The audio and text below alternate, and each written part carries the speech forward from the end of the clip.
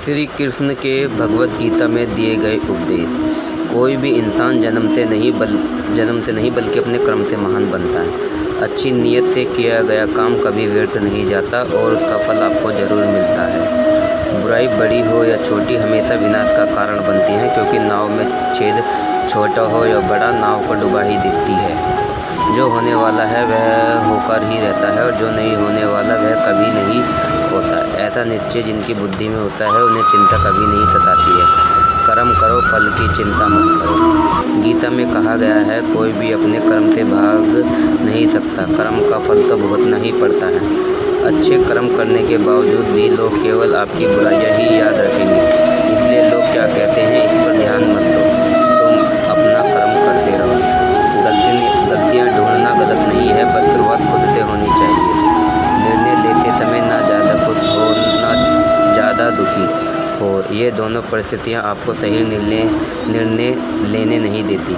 सत्य कभी दावा नहीं करता कि मैं सत्य हूँ, लेकिन झूठ हमेशा दावा करता है कि मैं ही सत्य हूँ। फल की अभिलाषा छोड़कर कर्म करने वाला पुरुष ही अपने जीवन को सफल बनाता है।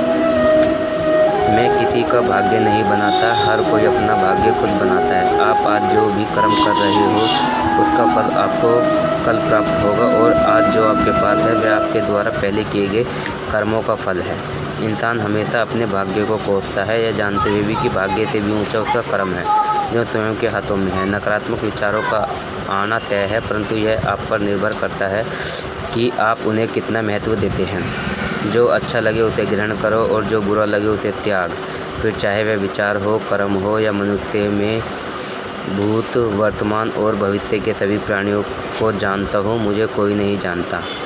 किंतु वास्तविकता में जो पैदा हुआ है उसकी मृत्यु भी निश्चित है। जैसे जो मत है उनके लिए जन्म, इसलिए जिससे बदल नहीं सकते उसके लिए शोक मत करो। मनुष्य अपने विश्वास से निर्मित होता है, जैसे वो विश्वास करता है वैसे वो बन जाता है। आत्मज्ञान की तलवार से अपने हृदय से अज्ञान के संदेह को काटकर अलग कर दो। उठो, अनुशासित रहो।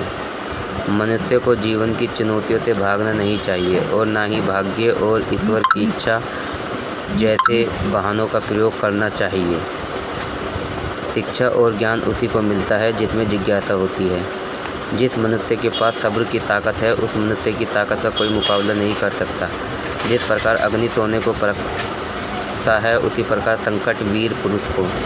जो व्यवहार आपको दूसरे से पसंद ना हो, ऐसा व्यवहार आप दूसरों के साथ भी ना करें। एक अनुशासित व्यक्ति ही अपना तथा समाज व देश का विकास कर सकता है।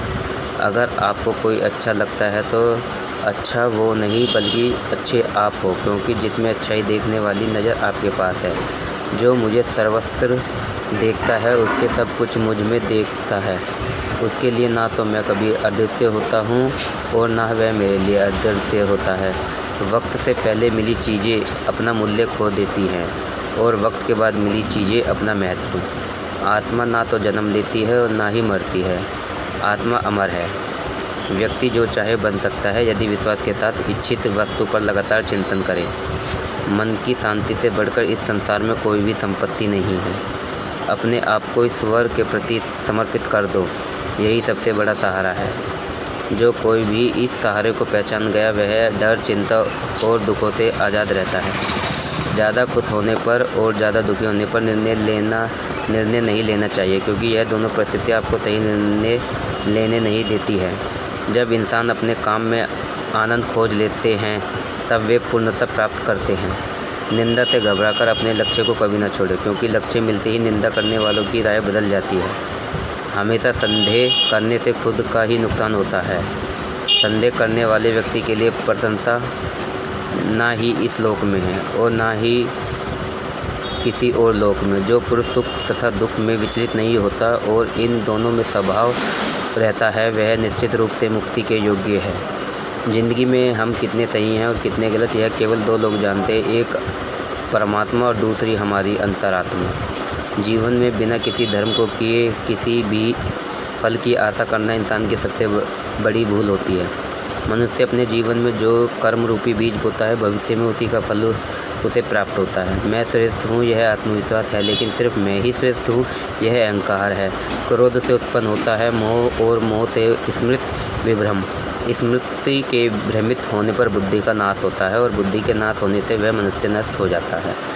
मेरा तेरा छोटा बड़ा अपना पराया मन से मिटा दो, फिर सब तुम्हारा है और तुम सबके हो। जिस प्रकार सूर्य उगते ही अंधकार मिट जाता है, उसी प्रकार सही ज्ञान की प्राप्ति से अज्ञान का अंत हो जाता है। तुम इस धरती पर मेहमान हो, मालिक नहीं, इसलिए अहंकार छोड़ दो। अकेले रहना तुम्हें यह भी सिखाता है कि वास्तव में तुम्हारे पास स्वयं के अलावा और कुछ भी नहीं। निराश ना होना, कमज़ोर तेरा वक्त है, तू नहीं। जैसे समुद्र के पार जाने के लिए नाव ही एकमात्र साधन है, वैसे ही स्वर्ग में जाने के लिए सत्य ही एकमात्र सीढ़ी है और कुछ नहीं। मनुष्य जिस रूप में ईश्वर को याद करता है, ईश्वर भी उसी रूप में दर्शन देते हैं। खुद को जीवन के योग्य बनाना है सफलता और सुख का एकमात्र मार्ग है। जिस प्रकार मनुष्य पुराने कपड़ों को त्याग कर नए कपड़े धारण करता है, उसी प्रकार आत्मा पुराने तथा व्यर्थ के शरीरों को त्याग कर नया भौतिक शरीर धारण करता है। जो मनुष्य अपने कर्मफल प्राप्ति निश्चित है और जो अपने कर्तव्य का पालन करता है, वही असली योगी है। मनुष्य अपने विचारों से ऊंचाइयों में भी हो सकता है और खुद को गिरा भी सकता है, क्योंकि हर व्यक्ति खुद का मित्र भी होता है और शत्रु भी। ना तो यह शरीर तुम्हारा है और ना ही तुम इस शरीर के मालिक हो। यह शरीर पांच तत्वों से बना है: आग, जल, वायु, पृथ्वी और आकाश। एक दिन यह शरीर इन्हीं 5 तत्वों में विलीन हो जाएगा। वह व्यक्ति जो अपनी मृत्यु के समय मुझे याद करते हुए अपना शरीर त्यागता है, वह मेरे धाम को प्राप्त होता है, और इसमें कोई संशय नहीं है। किसी का अच्छा ना करो सको तो बुरा भी मत करना।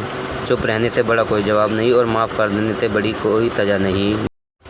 हेलो फ्रेंड्स, मेरे चैनल को लाइक करें, सब्सक्राइब करें, ज़्यादा से ज़्यादा कमेंट करें और शेयर करें। धन्यवाद।